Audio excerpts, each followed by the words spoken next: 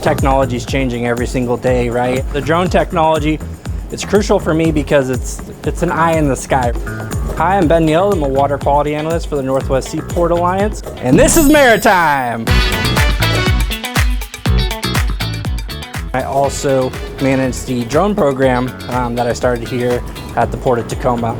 We started flying over ditches, doing stormwater site inspections, outfall inspections that I typically do by boat. I can reach those hard to access places without putting myself at risk or anybody else. We're the only port in North America that has it. Is this Skydio X10 drone as a first responder autonomous dock, and I can actually fly that remotely from anywhere in the country from my laptop. I would just say be open to anything, right? It could be in the technology sector within that pathway, it could be in the operations pathway, it could be in the trades background. I love it here. I don't think I'll ever leave. I mean, it's something new every single day.